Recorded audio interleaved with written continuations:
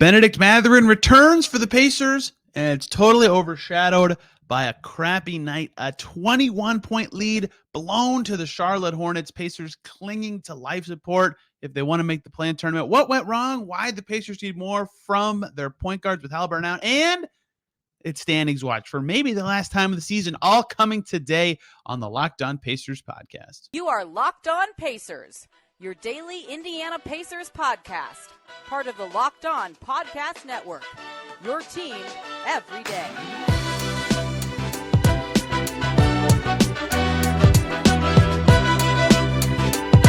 Welcome in to another edition of the Locked On Pacers podcast, where we, of course, talk about the Indiana Pacers. As always, my name's Tony East. I cover the team for Forbes and SI, and today, tough Pacers game to get to all the storylines from Pacers Hornets, where the Pacers had opposite day, as I called it in my story. Pacers have the worst first quarter net rating in the NBA and have been very good playing from behind in this game. Amazing start, terrible final three quarters, and they blow a 21-point lead in Charlotte to the Hornets, a potentially season-changing loss given how few games are left. We'll get to it all. How did it happen? What can the Pacers need to do better? What does it mean for their season? We'll talk about the point guard play for the Pacers. Really tough night at the point guard position with Halliburton out. And we'll close with standings watch. Pacers clinging to life for the plan if you want to see that. And we'll talk Rockets record, Cavs, Celtics, everything you need to know in the standings this late in the season. I figured a segment today would be about Bennedict Mathurin's return. He was excellent. 18 points on 7 for 10 shooting. Had a couple ball stoppy moments, but was starting, which he doesn't usually do. And he's an afterthought. I might get to him tomorrow in the first segment because this game was just a demoralizing game for the Pacers, who were brilliant to start it off. 40-22 at the end of the first quarter. Miles Turner had 15 points in the first quarter. He was living at the line. Andrew Nembhard was finding him easily. They were hitting threes. Like the Pacers were playing fast. Their identity was shining, even without Halliburton. And they were good to start the second quarter, too, with this big lineup. They had Jalen Smith, Isaiah Jackson, O'Shea Brissett, and Jordan Nwora in. They were up 21 in the middle of the second quarter.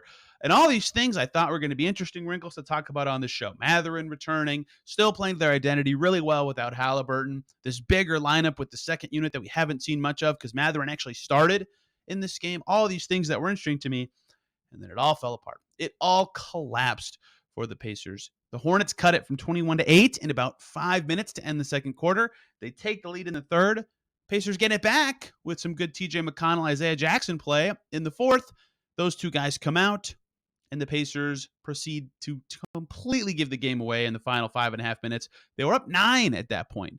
The Hornets go on a 16-2 run over the next 4:40 and just put it away. And that's a big picture description of the game where, I mean, the Pacers fell apart on both ends, but it was sort of all connected because the story of the game to me, instead of all the things I just described earlier, is turnovers. Brutal night taking care of the ball for the Indiana Pacers. 21 turnovers.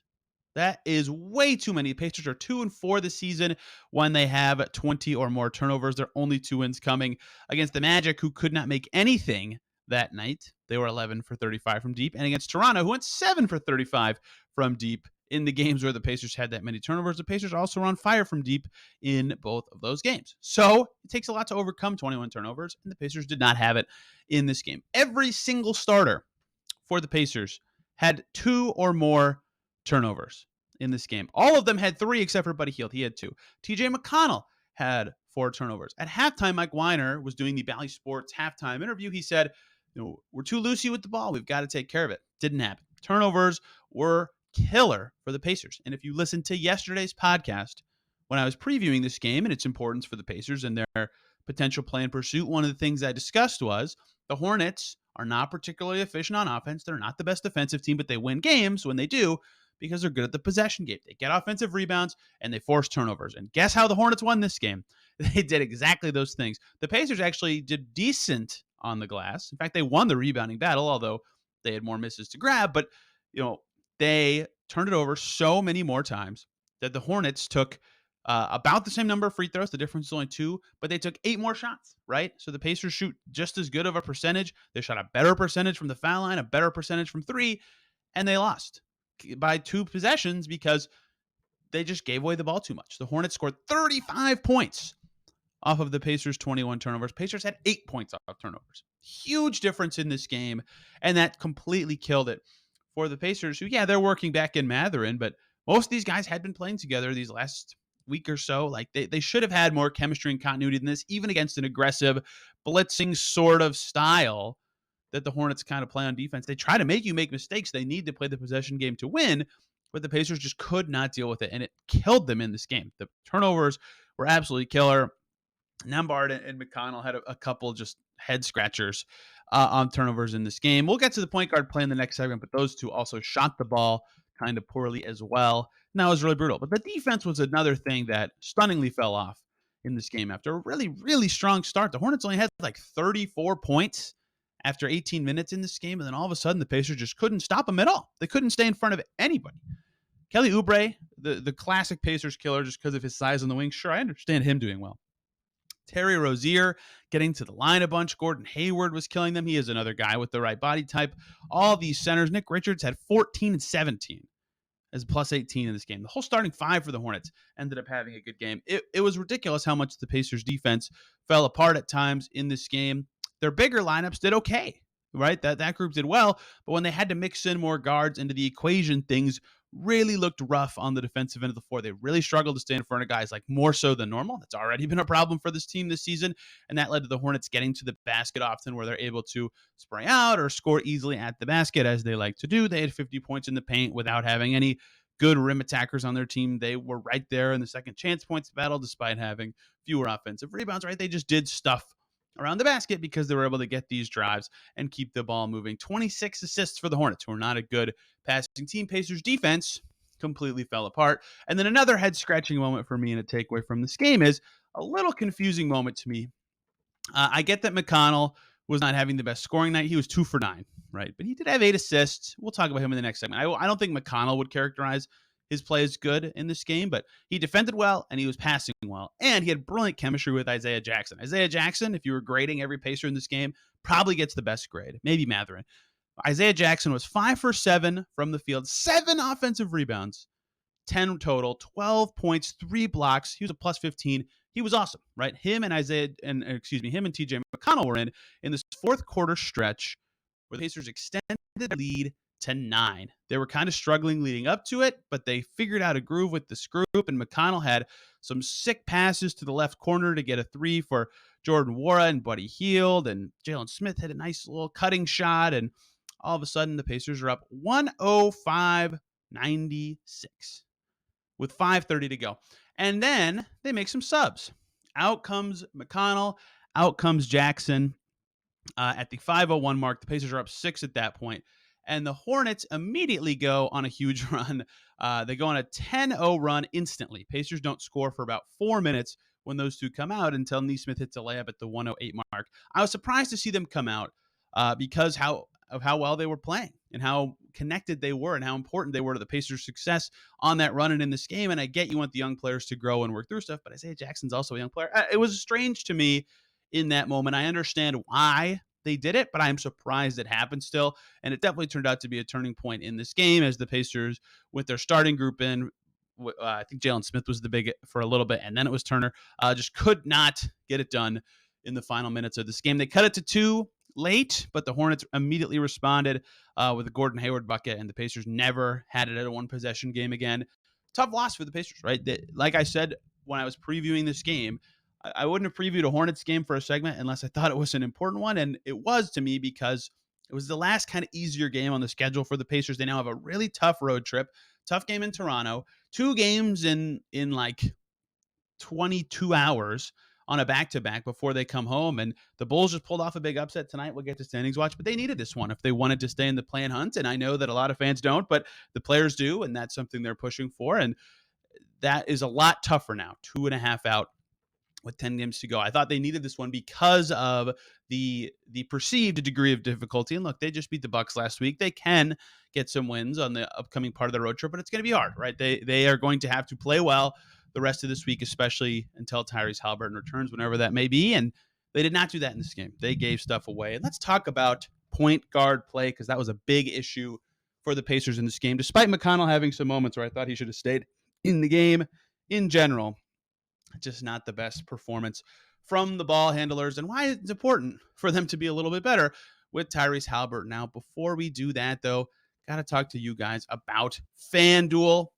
Tournaments heating up. Now's the perfect time to download FanDuel, America's #1 sports book, because new customers get a no sweat first bet up to $1,000. That's bonus bets back if your first bet doesn't win. Just download the FanDuel Sportsbook app. It's safe, secure, and super easy to use. Then you can bet on everything from money line to point scores to threes drained. You can do your spreads, your money lines, points, rebounds, assist totals for player props, and more exclusive bets like their 2x3 where there'll be 2 threes scored the first 3 minutes. Plus, FanDuel even lets you combine your bets for a chance at a bigger payout with a same game parlay. So don't miss the chance to get your no sweat first bet up to $1,000 in bonus bets when you go to FanDuel.com/LockedOn. That's FanDuel.com/LockedOn to learn more and make every moment more with FanDuel, an official sports betting partner of the NBA. Thank you, as always, for making Locked On Pacers your first listen today and every single day. For your second listen, jump on over to Locked On Hornets. Hear about the home team and the victor's perspective on this win. They've been really slumping without LaMelo Ball. That's the first win for the Hornets against a non-Pistons team in like 30 days, I believe, was this game. Again, a head scratcher for the Pacers, who needed this one and just kind of coasted after a really strong start. Mark Monteith, former Pacers.com writer, would have called this a textbook theorem game. A little different because it was on the road. If you haven't heard of his theorem, it's that a really big early lead can sometimes be bad because your mentality shifts, that just like you think you're going to win, you play a little looser, you let up and relax, while the other team that has nothing to lose starts to play harder and really fight. And it's really hard to get back into the right mentality after you give it up. So sometimes that does prove to be true. In this game, I think there was something to that. And that's not an excuse to the Pacers. That's a bad thing. Theorem games are bad for the losing team, and the Pacers were on the wrong side of it. Let's dive into the point guard play for the Pacers in this game. This was my second takeaway behind turnovers in my game story, because oof is all I have to say. Just not what you want from the Pacers. And the reason I highlight it so much is when Haliburton's out, they have 4 wins this season, right? They're 32-40. They're 28-26 when he plays. So they're 4-14 now with Tyrese Haliburton out. That seems wrong in my head, but I think that's it. Maybe their record with him playing is different than that now. I might be missing a game in there. But they have 4 wins. That part I know to be true. I'll check the losses right now. Just can't win when he sits because, I mean, look, he's obviously very important, but they can't quite play to their identity. They found some ways to do it with McConnell recently, but they've just been unable to be as solid of a team without. But if you look at the games the Pacers have won without Tyrese Haliburton, how'd they do it? Right? In Golden State on the road, Andrew Nembhard had the game of his life. I don't remember his exact stats, but they were insane. He outscored Steph. He had a bajillion assists and played amazing defense. He was amazing. And the Pacers are 28-26 without Haliburton. So they are 4-14 without him. Brutal. But Nembhard was amazing in that Golden State game, right? That's how they won. They had good point guard play. McConnell was also out for that game, but it was the Nembhard show. Their second win without Tyrese Haliburton this season was against the Bulls in January. If you don't remember that game, TJ McConnell defended Zach LaVine flawlessly. LaVine finished that game with 14 points, and McConnell also had 20 points and 10 assists. A brilliant game from a point guard without Haliburton playing. Nembhard was out for that game. The third win for the Pacers without Tyrese Haliburton in Detroit a little over a week ago Saturday. Nembhard was great. McConnell didn't play. George Hill was also good in that game. And their fourth win was Milwaukee last Thursday. Nembhard amazing. And McConnell 9 for 12 from the field. The gist of this is, those two, Nembhard and McConnell, have had good games without Haliburton, but they have to be really good running the show when the Pacers don't have him, because of how much Haliburton impacts this team's identity. Not only is he the best at getting them to push the pace and making their random style work really well and being talented. This is not anything new. We're 72 games into the season. But he also, because he's the only ball handler with the threat to play make and shoot at this time, and I think they're working through this with Nembhard, he's just such a game changer in a way that McConnell or Nembhard have to be hitting their shots to have that same level of impact, which is why you see the Pacers only win their games without Haliburton when one or both of them is drilling their shots. In this game, I would say McConnell had some really good moments. His linking up with Jackson was special. His defense was still good. He had a really good plus-minus for a reason. Like, I think he was a decently impactful player. He also had some stinky moments. Andrew Nembhard was brilliant in the first quarter. Him and Turner were linking up, but for much of the rest of the game was really struggling, really putrid for some of those moments. He could not buy a bucket in the fourth quarter, right? They needed more from those guys in this game. They need more from those guys until Haliburton returns if they want to keep their season afloat. Like, look, they had good passing numbers in this game. Like I said, and Nembhard's assists are going to be low because Turner got like 10 free throw attempts in the first quarter, so those didn't count as assists for him. He still finished with 6. So like they finished with 14 assists. They did a good job at point guard those things in this game, but there's more to it than just that. Nembhard was 1 for 6 from the field. McConnell was 2 for 9. That means they were combined 3 for 15 from the field. And some of it is Nembhard still learning the right balance of aggression with passing, and he was forcing some up when he shouldn't have and not taking some that he should have. And McConnell was kind of doing the same thing, and he couldn't quite get those shots in the paint that he was getting to go. He had a few that got blocked. But that isn't the whole thing for them. They also combined for 7 turnovers, right? So their assist to turnover ratio, despite having 14 combined assists, is still only 2-1. That's not that great. That's still a lot of wasted possessions leading to Hornets points, right? They capitalized on those turnovers often. And yeah, again, decent passing nights, but not amazing. They needed to be better in this game. I don't think that's a secret. I don't think that's a surprise. I think fans kind of understand what the Pacers lose without Tyrese Haliburton. But the games they win, it's clear how important one or both of those guys is. And when they both are bad at the same time because of how much they have the ball, the Pacers can't overcome it. And I think a second ripple effect from this, as I think about this, is something I talked about last week with Brendan King when we were looking at what the Pacers need. Something I said is another guy who can create a little and shoot a little, just because of how much that would help this team play like they do when Haliburton's out there when he's not, right? And that's something I brought up at the beginning of this segment. He can shoot and play make. The way he's defended, the way he's able to make stuff happen is a lot predicated by the fact that he could pull up in your face or he could set up a teammate, and he's so shifty with the ball. He's obviously amazing at a bunch of things, but no one else on this team right at this second has that combo of both. And for Nembhard right now, that's the shot's not there. The playmaking's fine, but the shot's not there. McConnell's been shooting, but it's still not like a real threat just yet, right? McConnell's closer than Nembhard, but isn't quite there. But the other guards are also people to bring up here. Mathurin made all his only 3 in this game. I almost said all his threes. Made his only 3 in this game, was 7 for 10, right? He's got the scoring part down. He can shoot it at least decently. He's a credible threat from the outside, but he's not the playmaker that Haliburton is. He had 2 assists in this game, right? Ball stopped on him a few times when he should have swung it. And again, rookie, reading the game, I understand all that, but he doesn't have quite the passing yet. So he can't be that level of threat. Buddy Hield, not that passer, probably won't be at any stage of his career. He's had some good passing games this season. He's definitely got the shooting, but doesn't have the passing, right? So the threat for him is you close out hard, you cut off a lot of what he can do. And no other guards even played in this game. But I think that's part of why you're hearing a lot of Rick Carlisle saying, we're trying to get Wara a little bit better at playmaking. We're trying to get Nesmith a little bit better at playmaking, not because they want to play through those guys and have them run stuff, but just because when you can shoot and play make, all of a sudden you're so much harder to close out on, or it's so much harder to get out of rotation as a defense because guys can fake dribble, pass, and all of a sudden someone's open or a cutter's open or something's open that Tyrese Haliburton can exploit over and over again, and no one else on the Pacers is just quite there unless the Pacers point guards are making their shots or Buddy Hield / Bennedict Mathurin are making their passes. And I look at the point guard play as a bigger negative than Hield or Mathurin in this game just because of the number of turnovers, and again, 3 for 15 is just brutal. But it's kind of a big picture perspective on, sure, their guard depth is full and they have young growing players, but they still kind of need another dimension in that room to me of someone who can do both of the things that Haliburton does that make him so difficult to guard. Just there's no good way to do it, and they aren't quite there. And this game exposed a lot of the flaws of the players trying to replicate what he can do, and it's not like a huge, not being able to beat Tyrese Haliburton. It's not some giant knock on a player, but it's hard when he's so much of the team's identity in a game like this that it went this way, and they needed a little bit more at that position, and they didn't get it. Pacers now 32-40 after this loss. That's loss number 41 more. Will guarantee a third straight season with a non-winning record. We will see when that comes. It could be Wednesday, it could be Friday. Who knows?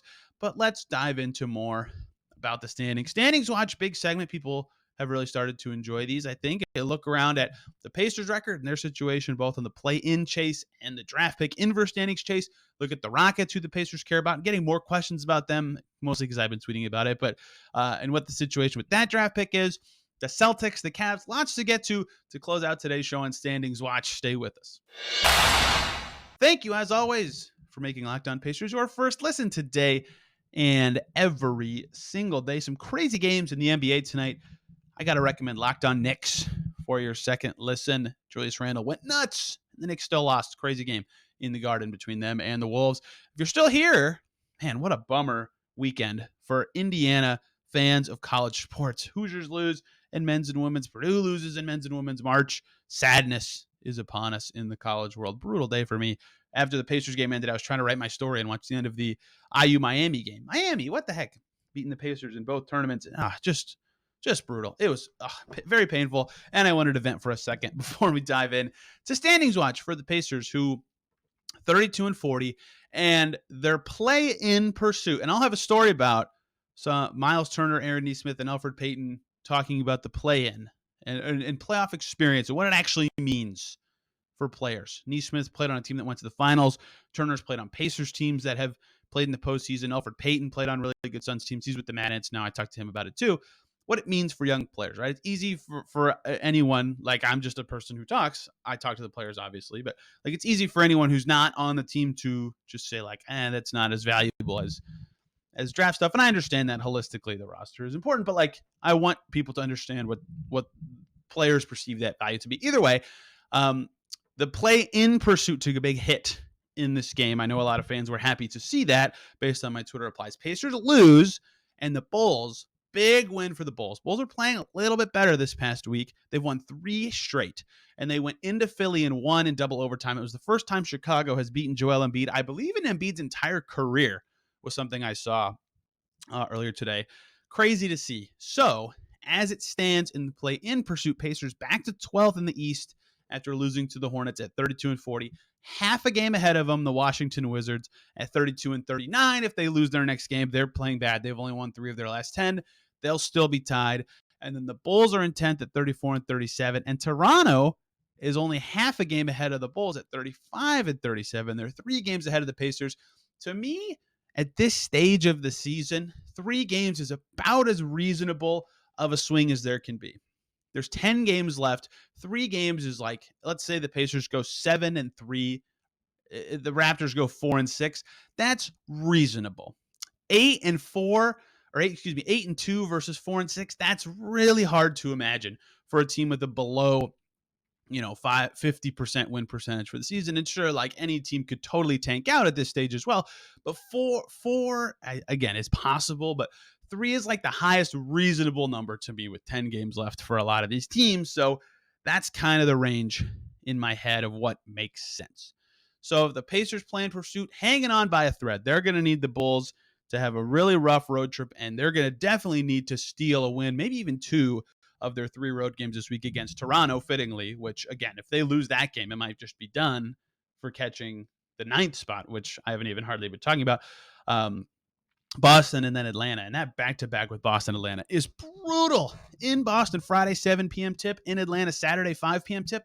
That is hard. That is hard stuff for the Pacers. So we'll see where they end up, but they're playing pursuit, hanging on by a thread, kind of more reliant on the Bulls' failures right now than the Pacers' successes, just looking at their schedule. We'll see where this is at next week, but it could be possible next week. The discussion is more about, is it even possible, or does it even make sense? And some people say it doesn't make sense now, but the Pacers players specifically, how will they feel about it in a week? There were some interesting quotes from Dame about how hard it is to be focused when it feels like your team is out of it. And that's a good transition to the Pacers in the inverse standings, because half a game away from them is Dame's team, the Portland Trailblazers, right this second. They have lost 6 games in a row, but the inverse standings right now, if you think 3 is the amount of teams a game, 3 is my gap for what's possible to move, right? That's what the Pacers and Raptors difference is. The Pacers difference between the Magic is also 3 games. The Magic are 29-43 at the 5th pick. Portland, who I just brought up because of Lillard, is the 6th pick at 31-40. Pacers at 32-40 or 7th. The Wizards are 32-39 in 8th.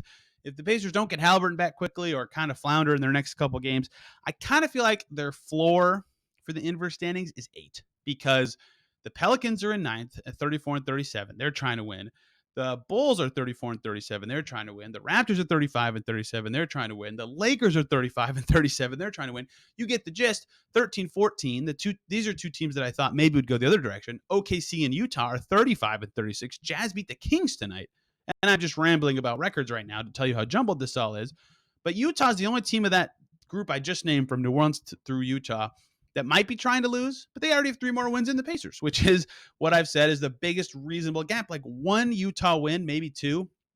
And the Pacers probably will finish with a worse record than them. So in my head, just given where every team is, the Pacers' floor in the inverse standings is 8. It could be that if one of these teams is eliminated, they just really yank the plug. It could be hard to stay that low, but it feels like the Pacers' floor is 8 unless they get hot and really chase the play-in. So that, just looking at the inverse standings, that's where things stand. If you want the Pacers to get the best draft pick possible, you would like Orlando and Portland to figure some stuff out right now, and the Wizards too, to do a little better in their play-in chase. And it's possible, again, for the Pacers to get exactly 10th or tied for 10th and then win a coin flip and like get that 7th best odds and play a play-in game. I'm sure that's like the dream scenario, but it's also exceedingly unlikely for everything to fall that way. Thing number 2 to talk about with this Pacers team. Hey, something good that happened for them in the standings front this week. The Celtics clinched a playoff berth, not because they won. They actually lost the night it happened. But the Miami Heat lost a game to the Bulls this week, which was their 34th loss, and the Celtics' highest possible losses is 33, meaning the Boston Celtics have clinched a playoff spot, meaning the Pacers have clinched keeping the Celtics pick. It was top 12 protected. They were going to get it anyway, but now it's official that the Pacers will have that pick. Celtics not playing the best, although Philly's loss right before I'm speaking means that pick is back in 29th, but it's 1 game away from 27th. So to maximize the Boston pick, this is the same as it was last week. Pacers fans should be rooting for the 76ers and the Nuggets down the stretch of this season. The Cleveland pick, very close to confirm. The 7th seed in the East is Miami, who has 34 losses. So 3 more wins for the Cavs would clinch their playoff berth. That could happen this coming week at any time. That would clinch the pick for the Pacers. They are 1 game ahead of the Kings. That pick could go up to 24. It's currently 25. The Knicks are 3 games away from the Cavs. That feels a little bit unlikely. The Grizzlies passed the Cavs, though. So it seems like the best case scenario is the same as it was last week for those 2 late first the Pacers could get, and that's Boston at 27 and Cleveland at 24. A little too early to say.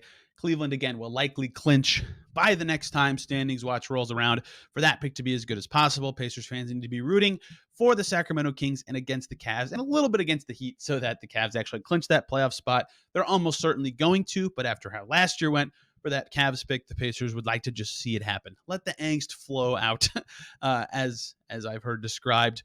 Of something else I was listening to, I forget which podcast it was, one of the ESPN ones. I want to say it was Windhorst. And they were talking about the Kings and how that organization, just like, even though they know they're going to make the playoffs, it's still just like angsty. I think for the Pacers, they know they're going to get the Cavs pick, but until it happens, maybe some, come on, let's just see it. The other relevant pick and final one for the Pacers, the Houston Rockets. They care a great deal about the Rockets. Reminder on this one, I did a whole segment on this. If you want to go back and find the podcast, it was mid-February during the All-Star break. I'm getting a lot of questions about it now because the season is approaching its end. If the Rockets finish with a bottom 2 record outright, the Pacers get the Rockets' 2nd round pick, which would be 31 or 32, if that were to happen. If they finished with the 3rd worst record, and it's exceedingly unlikely the Rockets will catch the Hornets for the 4th worst record, so I'm only going to put in 3rd here, then the Pacers don't get it. That pick would go to the Celtics, and the Pacers would then get either Dallas or Miami 2nd instead, which will be much worse. Much worse. We're talking like 47 or 50 instead of 32. So the Pacers care a great deal about the Rockets losing. The Rockets beat the Celtics, beat the Pelicans, and beat the Lakers last week, but the Spurs beat the Nuggets and the Magic, and very recently, I cannot remember who they just beat, but they just got another win as well. So the Spurs continue to win. They've won 5 of their last 10 somehow, and the Rockets continue to win. They've won 5 of their last 10. The Pistons have the worst record by a mile. They've lost 3 straight, and 1 of their last 10, that one being that Pacers win that happened last week. So the Rockets getting down to Detroit's level might be tough. Those two teams play in 10 days. That's a big game for the Pacers, especially if the Pistons pick up another win by that game. But the Pacers would like the Rockets to lose a lot, and every Spurs win extremely significant for the Pacers at this stage. The interesting thing about the bottom three teams is they all have the same odds in the draft lottery, right? They like, you could fall the farthest. Like, if you have the worst record, in theory, you can fall. Your floor is 5, and you have the second worst record, your floor is 6. But the actual ping pong ball part for moving up to the top 4 is the same for all of the bottom 3 teams. So once you know you have that locked up, the incentive to lose is less. So there's a chance the Spurs have just kind of accepted their fate as third worst. I guess I'm just kind of making this up as I go, but that is relevant to note in this pursuit. So Pacers just want the Rockets to finish with 31 or 32. And if they finish tied, it comes down to a coin flip, and that's exceedingly scary. 50-50 shot at a good versus bad pick there for the Pacers. That's the relevant teams in the standings. Pacers will get another crappy second from Golden State, Cleveland, or Milwaukee. It'll probably be 50 to 55, depending on those teams' record. That's not worth standings watching too much. Next week, we could be talking about the last clinging hope for the Pacers in the play. And if they lose all 3 of their games between now and that podcast, it's possible that there are no more standings watches. Maybe one more to just wrap it up. We'll see. There's a lot coming, though. Tomorrow, Sean Woodley's going to join us. We're going to talk a little bit about the value of the plan, something I'm writing about, too, because he covers the Raptors, and they're also trying to get in there versus draft positioning. We've already kind of done that, but doing it from a Raptors perspective would at least, I think, add an interesting perspective. Later this week, we're going to talk Mad Ants. I covered their last home game on Saturday. They're also fighting for a play-in spot. They have 2 more games this coming weekend. Talking Celtics. Lots of coming, of course, here on the Locked On Pacers podcast. Hope you guys had a wonderful day of watching hoops as March Madness continued to progress on. We will see you tomorrow.